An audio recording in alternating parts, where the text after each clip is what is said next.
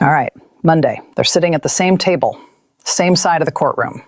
According to court documents filed this morning, former Judge Aileen Cannon entered the Miami federal courthouse at 8:47 a.m. alongside special counsel Jack Smith. Together, walking in together. The same judge everyone said was protecting the former president. The same prosecutor everyone said was being blocked. Now they're partners, and they brought files. 1,247 pages of what the prosecution is calling previously suppressed evidentiary materials. Documents that were sealed, documents that were banned from public proceedings until today. I've been going through the unsealed portions since 9 a.m. Here's what I found. Quick context.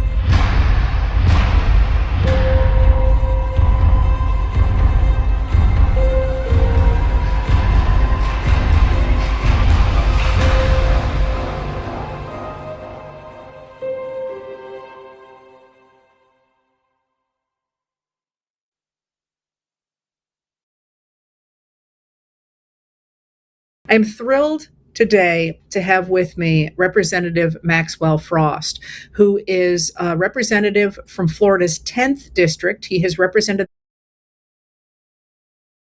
47 pages of what the prosecution is calling previously suppressed evidentiary materials. Documents that were sealed, documents that were banned from public proceedings until today. I've been going through the unsealed portions since 9 a.m. Here's what I found. Quick context. If you've been following this case, you know the players. Aileen Cannon, federal judge, appointed 2020, presided over the classified documents case, dismissed it in 2024. Everyone called her corrupt. Everyone said she was bought. Jack Smith, special counsel, appointed to investigate, brought charges, watched his case get thrown out. Everyone said he failed. The issue? According to newly surfaced records, they weren't enemies. They were coordinating for 18 months. Timeline, fast version. Summer 2024, Cannon dismissed the classified documents case. Critics went insane, defenders celebrated. Late 2024, Smith's office went quiet. No appeals, no statements. Everyone assumed he gave up. Last month, Cannon quietly resigned from the bench. Personal reasons.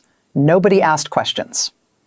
This morning, they walked into court together with those 1,247 pages. That's the setup. Now the documents. Okay, the evidence. First document, filed Sunday night, emergency motion to unseal. I pulled page 31. It says, quoting here, "The government, in coordination with the cooperating judicial witness, moves to unseal evidentiary materials previously suppressed under protective order. Said materials demonstrating ongoing obstruction and consciousness of guilt by the defendant." That's not my take. That's the filing. What it means? Cannon sealed documents during the original case at the defendant's request. Now she's helping Smith unseal them. But here's what got me. Page 78, different section, Exhibit G, a communications log, internal correspondence between the defendant's legal team and Cannon's chambers. 67 messages over 11 months. Not procedural communications, not scheduling requests, strategy discussions. Some highlights from the log. October 12, 2023. Please ensure Exhibit 14C remains under seal. Contents would be devastating if released. December 3rd, 2023. Can you delay the January hearing? We need time to prepare the narrative. February 19, 2024. The dismissal should reference standing issues. Avoid discussing document contents. Put those together. Yeah, they were coordinating the case outcome in writing for months. I went through these communications 3 times. Patterns clear. Pressure started within weeks of her taking the case, escalated during key hearing periods, included explicit requests to suppress specific evidence, all documented in real time. Every entry, contemporaneous logs, the kind prosecutors dream about. Now, what nobody's covering yet, page 156, a section labeled Banned File Registry. This is a master list, 34 documents that were sealed during the original case. Documents containing evidence so damaging that the defense specifically requested permanent suppression. Cannon sealed them as requested, but she kept copies, separate copies, outside the court system, and she handed them to Jack Smith 6 months ago. The filing describes these as materials demonstrating the defendant's knowledge that documents were classified, instructions to conceal evidence from federal investigators, and recorded discussions regarding destruction of materials. Fallout. Within hours of this morning's hearing, the defendant's legal team filed an emergency motion to halt proceedings, denied within 40 minutes. 4 former associates, people who testified during the original case, lawyered up immediately. Congressional leadership from both parties requested classified briefings. The White House released a statement calling today's proceedings a fundamental challenge to executive authority. Read that last one again. The White House responded to a courtroom proceeding before lunch. If this breakdown's useful, subscribe. This story is moving faster than anything I've covered. What I show you next is what's actually in those banned files. Okay, but look, gotta be fair here. The other side has a point. Few points, actually. The defendant's supporters, and there are millions, say this is entrapment on a massive scale. They say Cannon pretended to be an ally while secretly building a case. They say that's not justice, that's a setup. And honestly, some of it holds up. Their argument, first, a judge who coordinates with prosecutors while presiding over a case is fundamentally compromised. Every ruling she made, every seal she granted was potentially strategic rather than judicial. Defense attorneys are already preparing appeals, arguing the entire case was tainted from day one. Second, the communications log cuts both ways. If Cannon was receiving improper requests and didn't immediately report them, she was participating in misconduct herself. You can't accept corrupt communications for 18 months and then claim you were gathering evidence. Third, Jack Smith's investigation was dead, dismissed, over.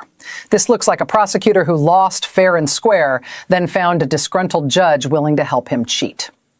Former federal judge and conservative legal commentator Harrison Moore put it this way: this isn't prosecution, this is entrapment by a judicial officer. Every constitutional protection we have was just violated. Don't agree with all of it, but that's not nothing. What they've got: Cannon's dismissal of the original case, hard to explain as evidence gathering. 18 months of apparent cooperation with defense, looks like complicity. No contemporaneous reports to judicial ethics bodies.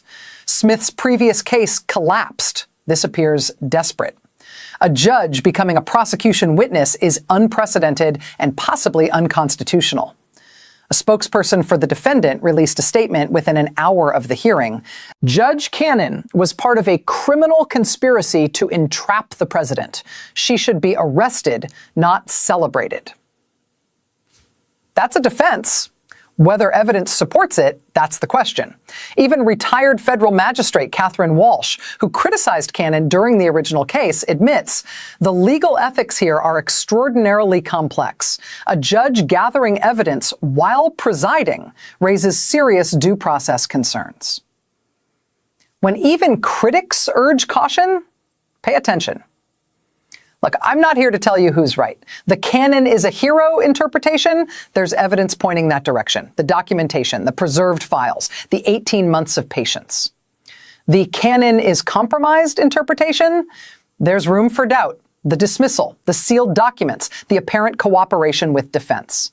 Both interpretations have supporting evidence. What I can tell you, what the documents show, and they show 67 improper communications, 34 banned files now unsealed, and a federal judge sitting next to the special counsel this morning. That's not spin, that's the filing. What you make of it is your call. This didn't come out of nowhere. Backstory, quick. Over 2 years ago, Cannon was assigned the classified documents case. Defense immediately requested friendly treatment. According to today's filing, she started documenting everything from day one. Over a year ago, she dismissed the case. Everyone celebrated or raged, depending on their politics. What nobody knew, she had already contacted Smith's office secretly.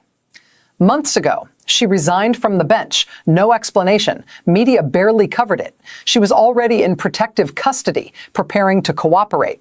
Someone close to Smith's team said on record to reporters last week, the dismissal was strategic. She needed them to think they'd won. That's when they got sloppy. What happened? The public case was theater. The real case was building underneath. Pattern from the newly unsealed documents. First, improper contact from defense, August 2023. Cannon began documenting, August 2023. Contacted Smith's office secretly, October 2023. Continued cooperating with defense while building evidence, 18 months. Dismissed case to encourage further incriminating behavior, July 2024. Resigned and entered protection, January 2026. Every communication, documented. Every request, logged.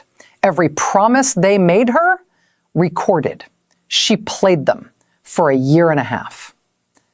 That takes a certain kind of nerve. See where this is going? Like this video if it makes sense so far. What I show next is what happened in that courtroom this morning, Monday morning, 9:17 a.m. Here's what happened. Judge Robert Martinez, newly assigned to the case, entered courtroom 4B, full gallery, overflow rooms activated, security unprecedented. Jack Smith stood first. Your Honor, the government calls former Judge Eileen Cannon as its primary witness. Cannon walked to the witness stand, sworn in, sat down. First question from Smith. Did the defendant's legal team communicate with you outside proper channels during the classified documents case? Cannon's answer, yes, 67 times over 11 months. Courtroom erupted. Martinez called for order, took 4 minutes to restore quiet. What followed? Cannon testified for 3 hours and 47 minutes. She read directly from her contemporaneous logs. She identified voices on recordings she'd made of phone calls. She authenticated 34 previously sealed documents. Defense objected 23 times, all overruled. 3 hours and 47 minutes, one witness, the case transformed. Now, what everyone missed. While media focused on Cannon's testimony, something else happened. Jack Smith approached the bench during the lunch recess. He handed Judge Martinez a sealed envelope. Contents: a list of 9 additional witnesses, all former members of the defendant's inner circle, all now cooperating. The filing describes them as individuals with direct knowledge of obstruction efforts and document concealment prepared to corroborate the primary witness's testimony. 9 more people, all flipping. All coordinated. Smith didn't just get Cannon. He built an entire network of cooperators, quietly, over 18 months. You can see it in the filing timeline. Cannon's cooperation agreement was signed October 2023. The 9 additional witnesses signed between March and November 2025. Smith waited until he had everyone, every piece, before going public. Wasn't reactive, calculated. This is where it gets interesting. Don't go anywhere. What I show next is what's actually in those 34 banned files, the documents that were sealed at the defendant's request. Drop your prediction below. Then keep watching, because this just became a very different case. What are the experts saying? Former federal conspiracy prosecutor, 21 years at DOJ. If those communications are authentic, this is the most significant obstruction evidence in American legal history. Plain English, what Cannon documented doesn't just prove misconduct. It proves a coordinated effort to corrupt the judicial system itself. Another one, constitutional law professor at Yale, specializes in separation of powers. A defendant's team coordinating with a presiding judge to suppress evidence, that's not just obstruction, that's an attack on the judiciary. Key there, the conduct described goes beyond any single case. It implicates the integrity of federal courts.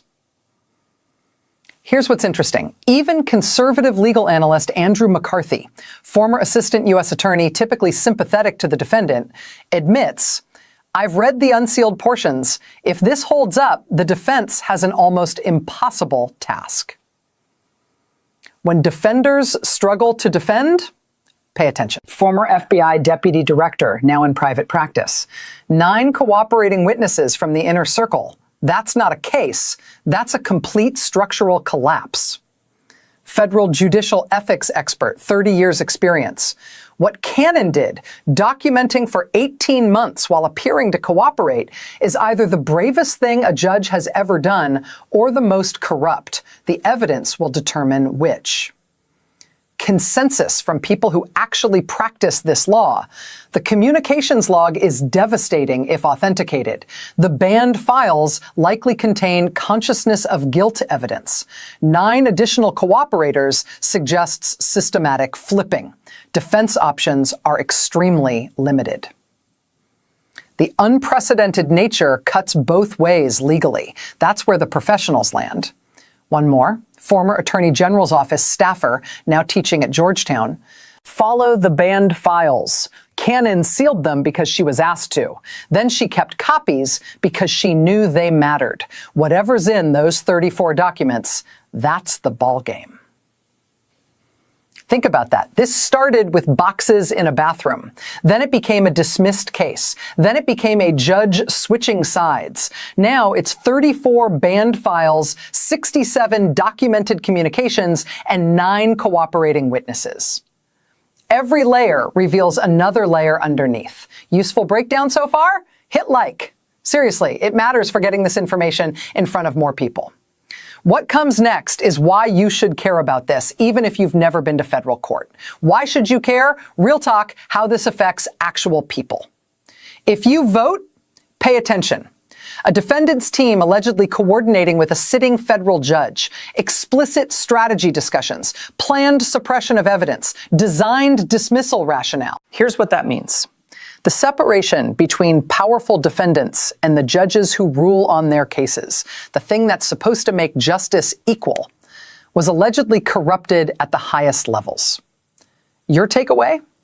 If the powerful can coordinate with judges, your rights in court depend entirely on whether you have that kind of access. Not dramatic. That's the structural implication.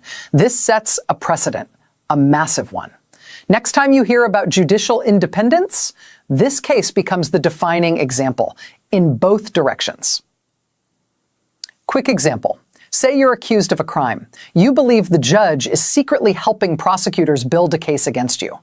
Before today, that kind of claim seemed paranoid. Now, defense attorneys nationwide are filing motions asking whether judges in their cases had secret communications with either side. The system's assumptions just shifted.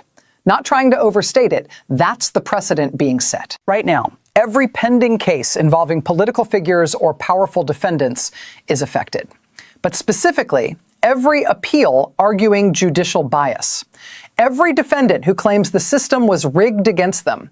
Every future case where either side questions judicial neutrality. Defense attorneys and prosecutors are both scrambling to understand what today means for their pending cases. Hits immediately. Hits nationwide. Uncomfortable part. If this could happen, if a judge could secretly coordinate with one side for 18 months without anyone knowing, how would we ever detect it in other cases? There are 870 active federal judges, lifetime appointments, almost no oversight once confirmed.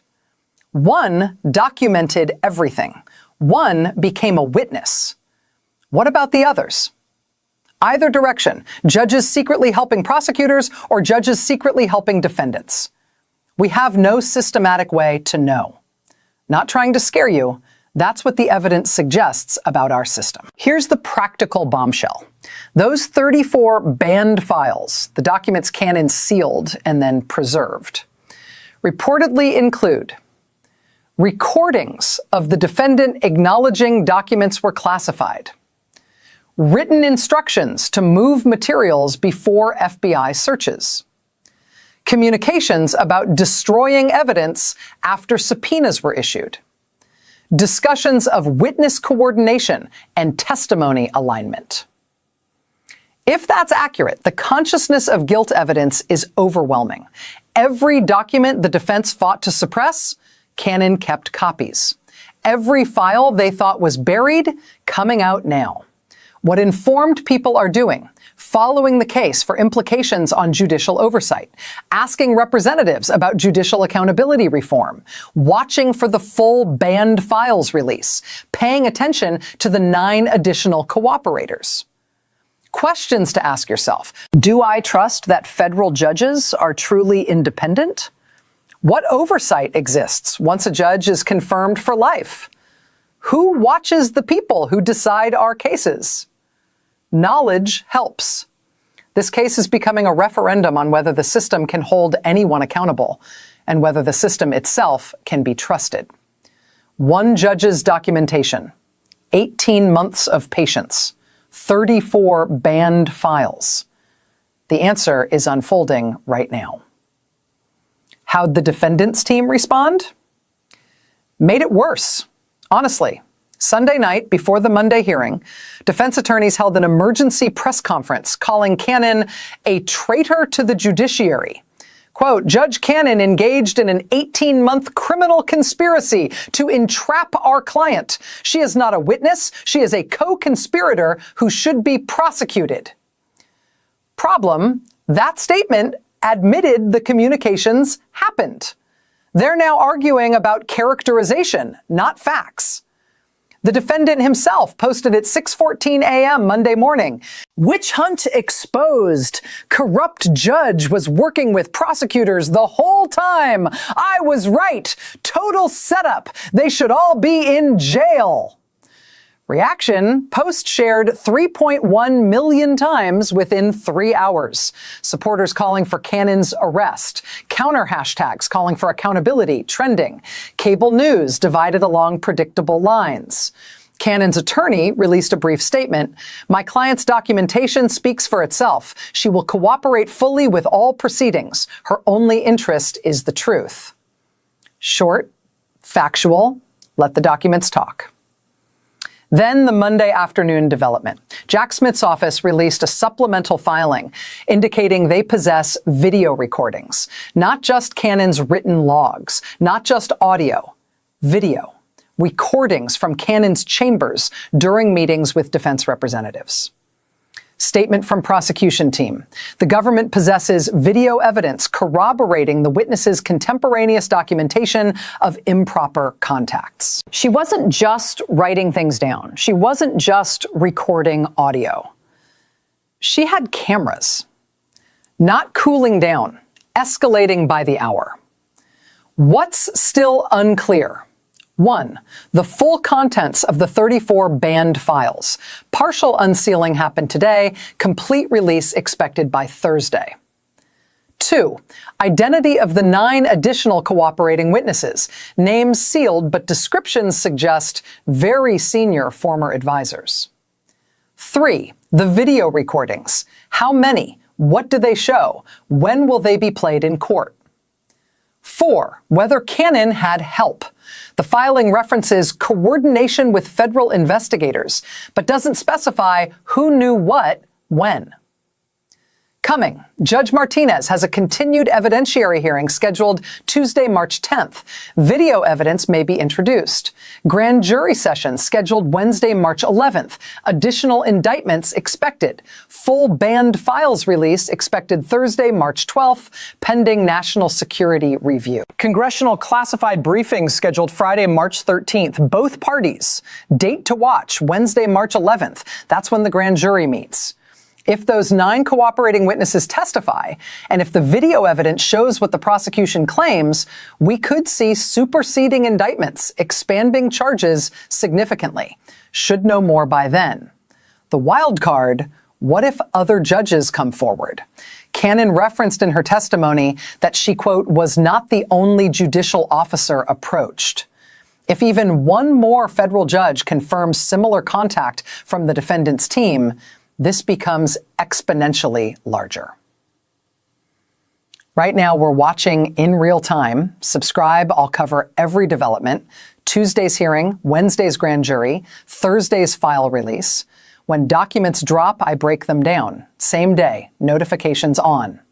Where we are right now. Former Judge Aileen Cannon testified for nearly 4 hours Monday. 67 improper communications between defense team and her chambers documented. 34 previously sealed documents being released. 9 additional cooperating witnesses identified but not named. Video recordings from Cannon's chambers confirmed to exist. Defense motions for continuance and dismissal denied. Defendant calling proceedings total setup on social media. Scheduled Tuesday, March 10th, continued evidentiary hearing, video evidence possible. Wednesday, March 11th, grand jury session, expanded charges expected. Thursday, March 12th, full banned files release. Friday, March 13th, congressional classified briefings. Not public yet, video recording contents, names of 9 cooperating witnesses, complete banned file contents, whether other judges were contacted, full scope of potential new charges. Clock's running. The former judge is cooperating. The special counsel has his evidence. The investigation just went from dead to devastating. Defense has resources. They have attorneys. They have political support and millions of followers. But they also have 67 documented communications, video from chambers, 9 flipped witnesses, and 34 files they thought were buried forever. Whatever's in those banned files, the public sees them Thursday. That's the situation. That's where we are. Judge Aileen Cannon, former jurist, now star witness. 18 months of documentation. Jack Smith, case dismissed in 2024, case rebuilt in 2026. Walking into court with the judge who dismissed him. Surface read, the ultimate betrayal. A judge who was trusted, then turned. But she documented everything from day one. She stayed silent while millions called her corrupt. She waited until the case was complete, until they thought they'd won, until they got sloppy. That's not betrayal. That's a trap. 18 months in the making. I'll be watching Tuesday's hearing. That's where the video evidence might be introduced. Story's not over. Still developing. What happens this week? The videos, the grand jury, the banned files, shapes whether this becomes the most consequential legal case in American history. Right now, it's accelerating. Every hour brings new filings. Subscribe for the full picture, not just headlines. When documents drop, I break them down, same way I did today. Filing by filing, revelation by revelation. No spin, just what the record shows. Whether you think Cannon is a patriot or a traitor, whether you think Smith is pursuing justice or persecution, you deserve to see the actual evidence. That's what I do here. Tuesday's hearing is tomorrow. I'll have coverage ready the moment it ends. Talk soon.